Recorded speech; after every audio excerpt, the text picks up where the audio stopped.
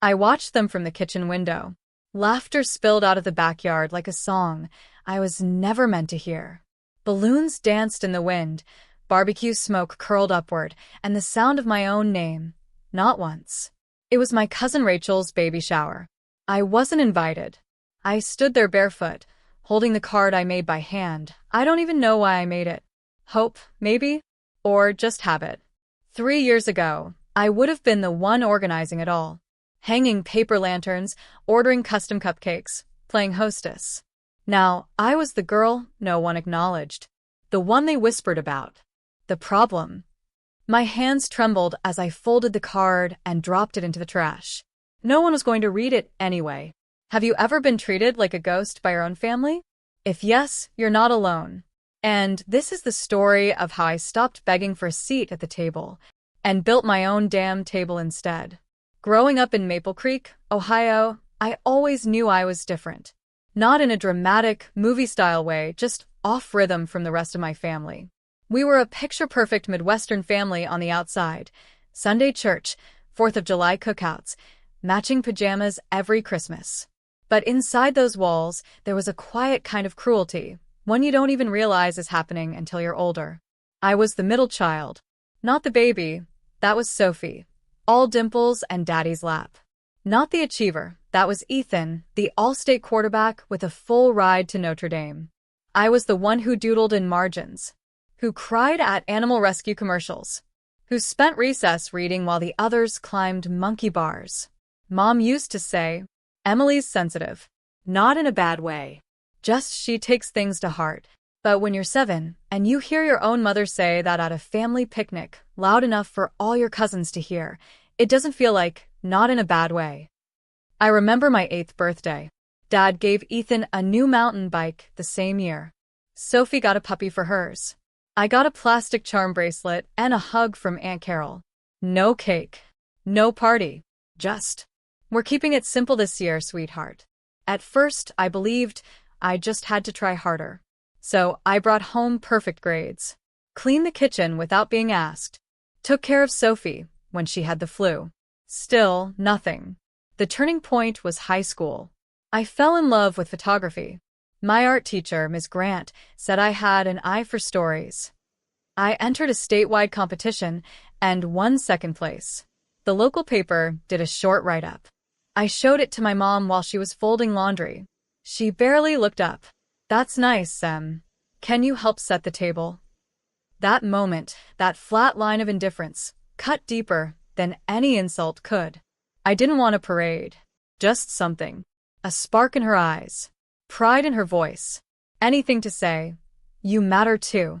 But I never got it. Not then. Not yet.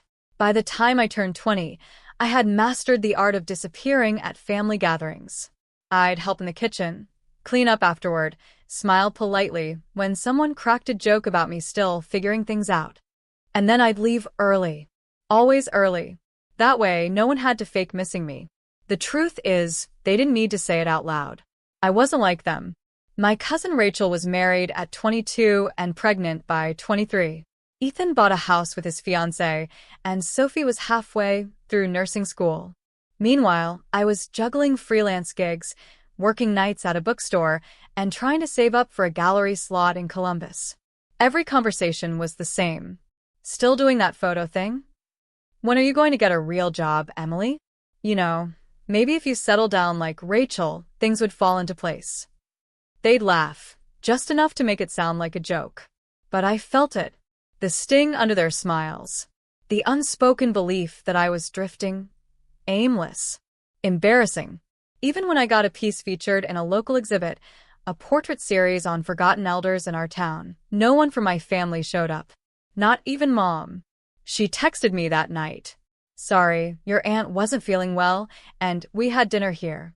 Hope it went okay." Hope it went okay.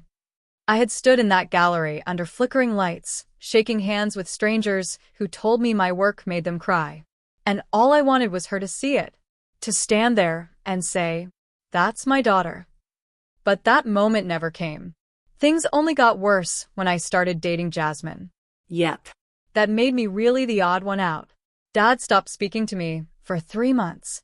Mom just said, "Are you sure this is a phase you want to live in forever?" I remember Rachel whispering to Sophie during Thanksgiving. She always had that vibe. Guess now she's just owning it. That night, I ate mashed potatoes in my car. In winter, with the heater running, alone. What made it worse wasn't the cruelty. It was the silence. The kind where you're not insulted. You're just invisible. Like you were never really part of them to begin with. The moment everything finally broke wasn't loud. It wasn't dramatic. It was quiet. So quiet, it echoed louder than any scream ever could. It was the weekend of my Grandma Lily's funeral. She was the only one in the family who truly saw me, who kept my photos in little frames all over her trailer, who sent me handwritten letters when I moved to Columbus, who slipped me extra cash after holidays with a wink and said, "Don't let them dull your sparkle, Emmy." She had a stroke in her sleep. Peaceful, but sudden. When I got the call, I collapsed right on the gallery floor. My legs buckled like paper. I drove 4 hours back home, eyes swollen, my breath shaky the whole ride.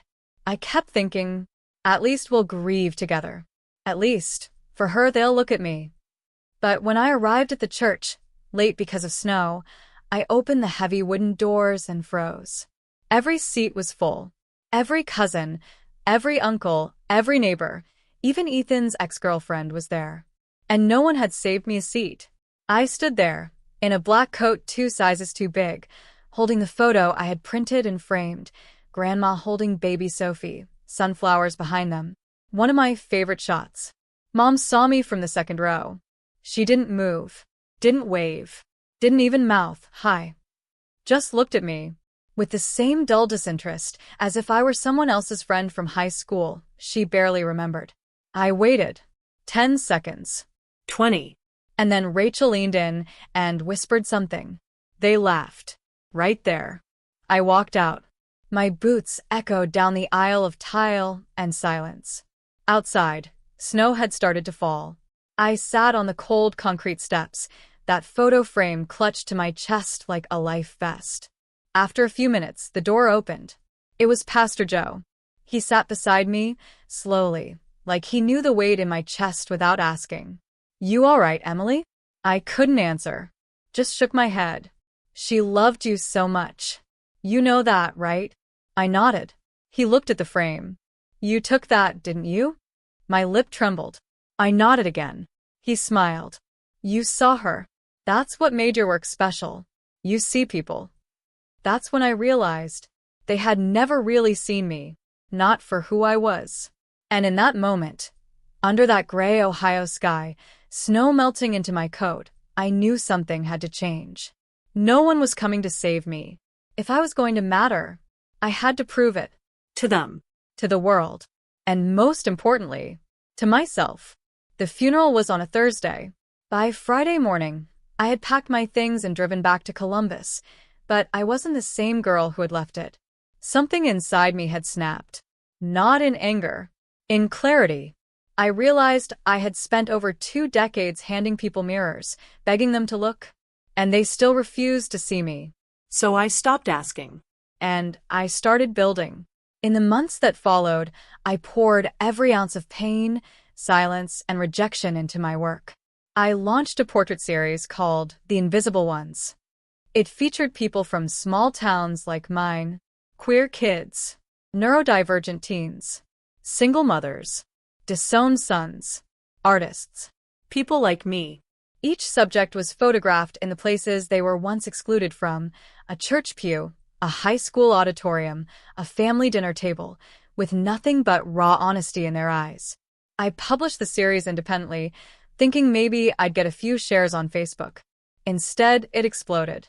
First, local news picked it up, then state, then a feature on NPR. I got an email from the New York Times. They wanted to include me in their 30 Under 30 Visionaries list. And a few weeks later, an invite to speak at a gallery opening in Brooklyn. The night before the event, I got a call from a blocked number. It was Mom. Her voice was stiff, like she'd rehearsed it. "Emily, I saw the article. The pictures. It's impressive." Silence. I waited. We were thinking maybe next time you're home you could stop by. I took a long breath, then said, I'm not sure when I'll be back, Mom. I'm building something here. Something that finally feels like mine. Another pause. Your cousin Rachel's been asking about your work. I almost laughed, but instead I asked, did you know Grandma wrote me letters? Silence. She said I had her heart, that I saw the world the way she did. Still no response. She would have saved me a seat, you know. Mom sighed. I know. I hung up, and for the first time in years, I didn't feel guilt. I didn't feel like a bad daughter. I felt proud, not for saying no, but for finally saying yes to myself. After that call, there was no dramatic fallout. No screaming matches. Just distance, the same kind I'd always felt, but now chosen. My phone stayed quiet that Thanksgiving. No invite.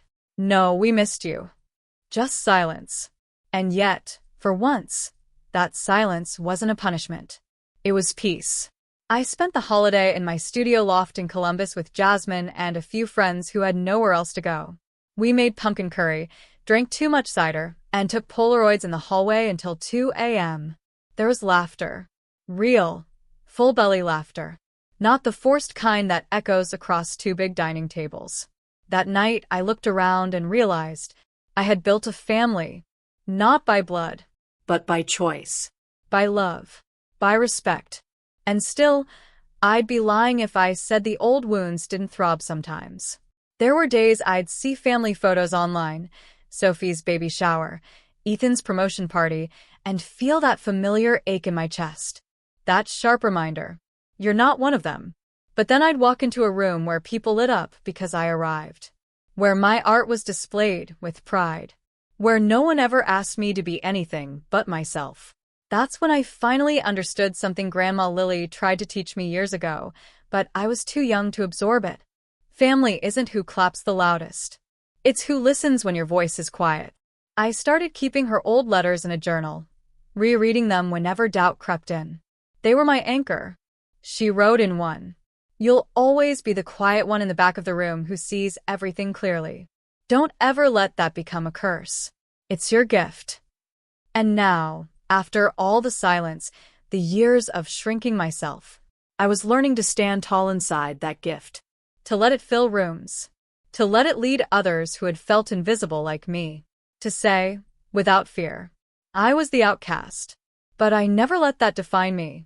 I defined me. Life didn't magically transform overnight. Healing came in layers, soft, stubborn, and slow. But it did come. I started therapy regularly, something I had always brushed off as a luxury. But now, sitting across from a woman named Dr. Carver, I finally unpacked years of hidden hurt. The years of feeling unseen. The words that were never said.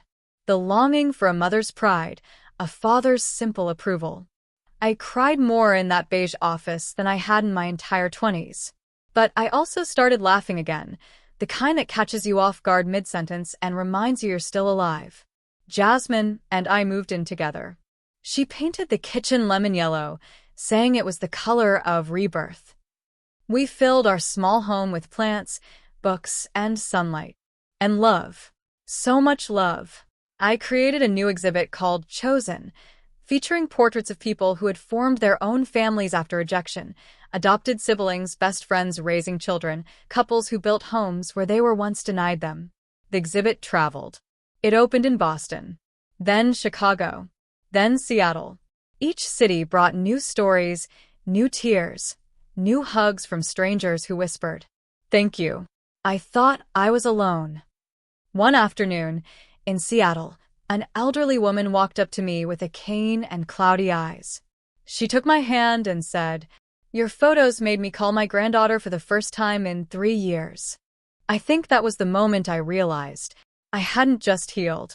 I had become a bridge, a connector, a witness, a voice for those who had been silenced like me. Even my cousin Sophie reached out one day. She sent a long message on Instagram saying, "I didn't get it before. I do now. I'm sorry." I didn't reply immediately, but I did feel something shift. Not closure, maybe, but release. And that was enough. Because I was no longer fighting to belong. I belonged to myself. To my art. To the people who saw me without needing an explanation. To a future where I wasn't shrinking to fit into a frame that was never built for me. I had become my own canvas, and I was painting in full color. If you've ever felt like the outcast, like the one no one noticed unless they needed someone to blame, like the one who was left out of the photos, or only called when someone else canceled, then I want you to hear this. You are not alone. You were never the problem. And you are not too much. You were just surrounded by people who weren't ready for your light. Family isn't about blood. It's about presence. It's about the people who show up in your worst moments, in your quiet victories, in the spaces where your voice trembles, but still dares to speak. So if you're listening right now, and this story echoes something deep in you, leave a comment. Tell me where you're watching from. Tell me who saw you when no one else did. Because this channel isn't just stories. It's a place for us. The ones who turned pain into power. The ones who were counted out but still rose. Like, comment, subscribe. And remember, the world may overlook you, but that doesn't make you invisible. It makes you rare. And rare things, they shine. Always.